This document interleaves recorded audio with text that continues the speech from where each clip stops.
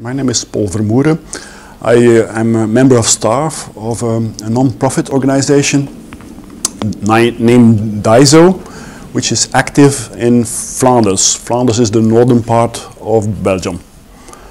We have been recognized by Flemish government as the official partner in the guidance for entrepreneurs in peril.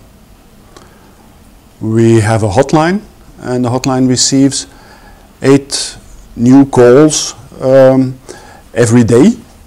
We come at a statistic level of helping organizations, new ones, of 2,600 new calls a year.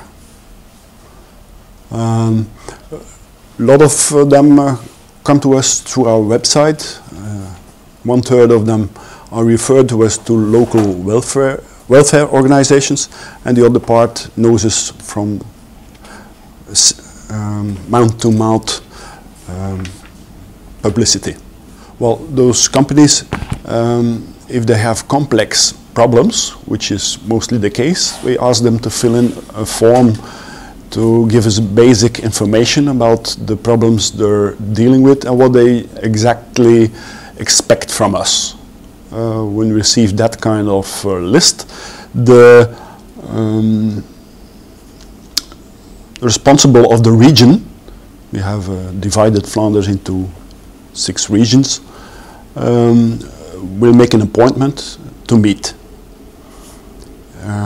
On this meeting we try to make an analysis of what are the problems, what are the biggest problems, what is first thing to take care of.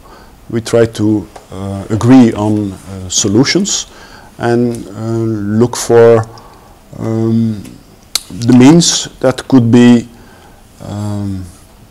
put forward to realize that solution. We also check if the entrepreneur is willing to go further with it, and if he is or she is, we support the execution of the advice we develop together. Well,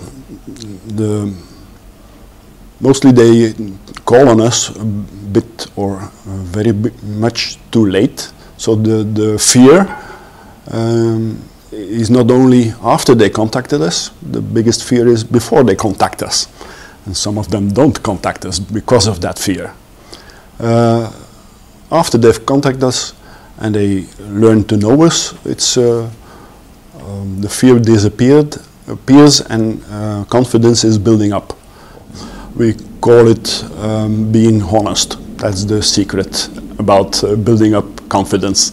So you don't pretend to be somebody else than what you are, and you have to explain about your position from the beginning, and and check mutual expectations from the beginning. Then there's little room for misunderstandings. Well, having problems is common. It's a daily issue being an entrepreneur.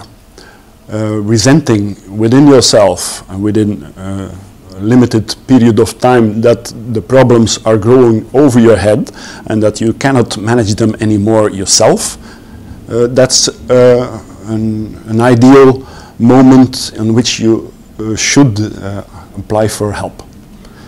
Most people apply for help after having knocked on several doors which didn't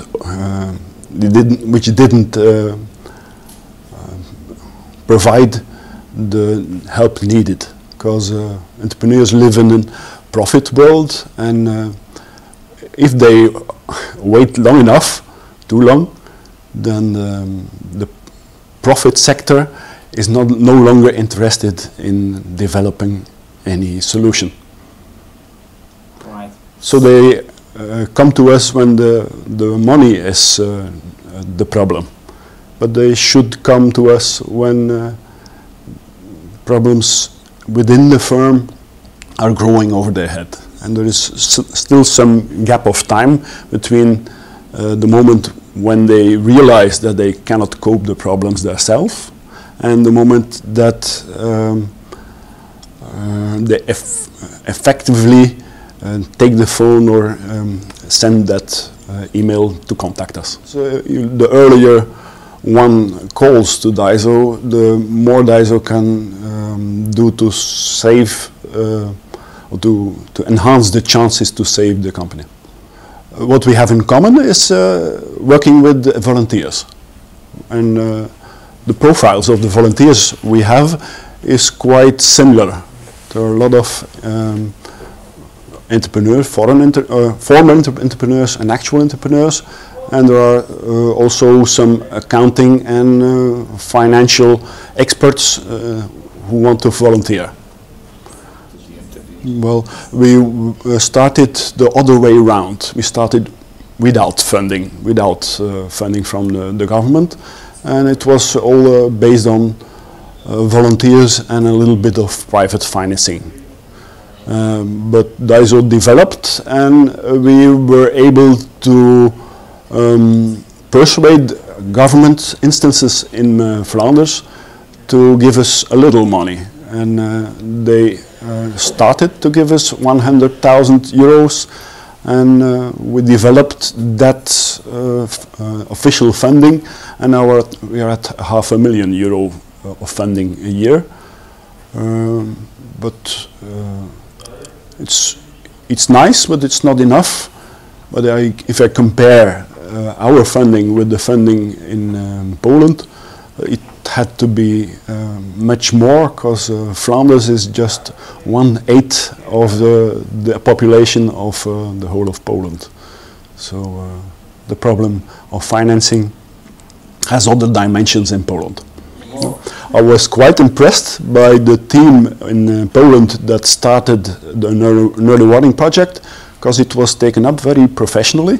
And what I envy from them is that they are giving deep,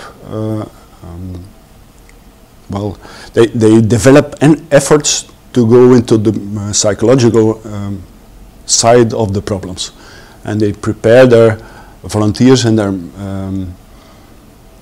the collaborators to not only dissect the problems of the company, but really going into how it is perceived and felt by the entrepreneur himself.